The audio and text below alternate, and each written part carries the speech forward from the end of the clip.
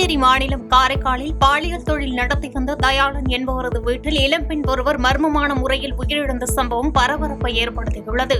உயிரிழந்த இளம்பெண்ணுக்கு திருமணமாகி 2 குழந்தைகள் உள்ள நிலையில் தயாளனுடன் பழக்கம் ஏற்பட்டு இருவரும் ஒன்றாக இருந்து வந்துள்ளனர். இந்நிலையில் உடலை கைப்பற்றிய போலீசார் தலைமறைவாக இருந்த தயாளனை மடக்கி கொடுத்து தீவிர விசாரணை நடத்தி வருகின்றனர்.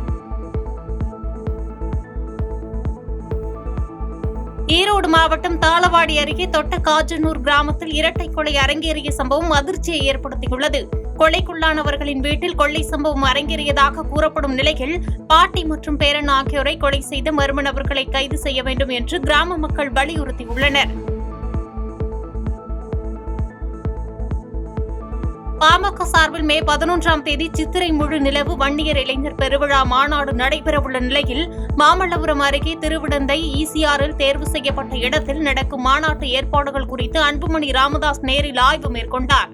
100 கார்கள் புடைசூழ முன்னணி தலைவர்களுடன் நேரில் சென்று ஆய்வு செய்த அவர் விழா ஏற்பாடுகள் குறித்து கட்சியின் மூத்த நிர்வாகிகளுடன் அன்புமணி ஆலோசனை நடத்தினார்.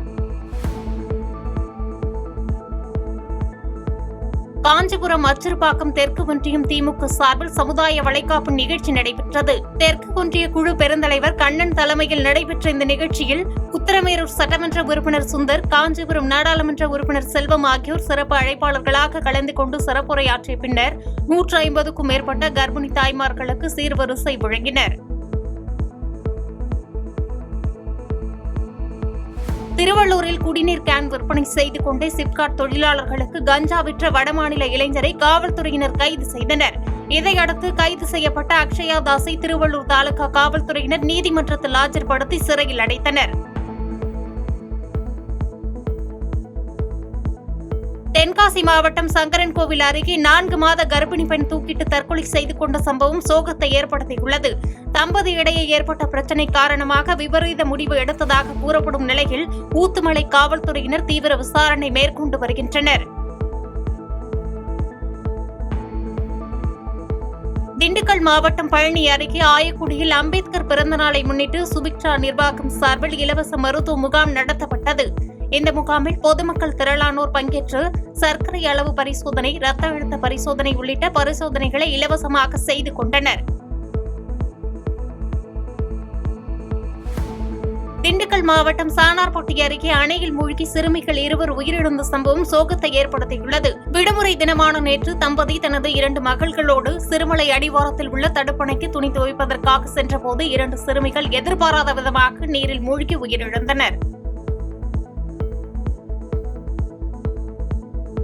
கோவை குற்றாலம் புதுப்பொலிவுடன் பொதுமக்கள் பயன்பாட்டிற்காக திறக்கப்பட்ட முதல் நாளிலேயே 4500 சுற்றுலா பயணிகள் குவிந்தனர். வனத்துறையினர் கண்காணிப்பு பணியில் ஈடுபட்டதோடு சுற்றுலா பயணிகள் நீர்வீழ்ச்சிக்கு சென்று வர கூடுதல் வாகனங்கள் இயக்கப்பட்டன. மின்கட்டண உயர்வை குறைக்க வேண்டும், ஒப்பந்த கூலி உயர்வு வழங்க வேண்டும் உள்ளிட்ட கோரிக்கைகளை வலியுறுத்தி தொடர்ந்து உண்ணாவிரத போராட்டத்தில் ஈடுபட்டு வரும் விசைத்தறியாளர்களின் போராட்டத்திற்கு தமிழக வெற்றிக் கழகம் ஆதரவு தெரிவித்துள்ளது. கோவை சோமனூரில் நடைபெற்ற இந்த போராட்டத்திற்கு தமிழக வெற்றிக் கழகத்தின் சார்பில் மாவட்ட தலைவர் பாபு நேரில் வந்து ஆதரவு தெரிவித்தார். பின்னர் செய்தியாளர்களுக்கு பேட்டியளித்த மாவட்ட செயலாளர் பாபு, போராடி வரும் விசை தொழிலாளர்களின் நலன் காப்பதற்காக அரசு உடனடியாக நடவடிக்கை எடுக்க வேண்டும் என்று வலியுறுத்தியதோடு, இல்லையெனில் தமிழக வெற்றிக் கழக தலைவர் விஜய் தலைமையில் பெருந்திறன் கொண்ட போராட்டம் நடத்தப்படும் என்று எச்சரிக்கை விடுத்தார். கடந்த 3 நாட்களாக சோமனூர் பகுதியில் உண்ணாவிரத போராட்டம் நடைபெற்றுக் கொண்டிருக்கிறது. அதன் தொடர்ந்து இந்த போராட்டம் வெற்றி பெற தமிழக வெற்றிக் கழகம் சார்பாக கோவை புறநகர் கிழக்கு மாவட்ட செயலாளர் பாபு மற்றும் தோழர்களுடன் வந்து அவங்களுக்கு ஆதரவு அளிக்கிறோம்.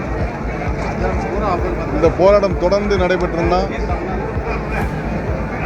இந்த போராட்டத்தை தளபதி முன்னிறுத்தி இந்த களத்தில் போராடுவார். ஆண்ட கட்சியும் சரி, ஆளுகின்ற கட்சியும் சரி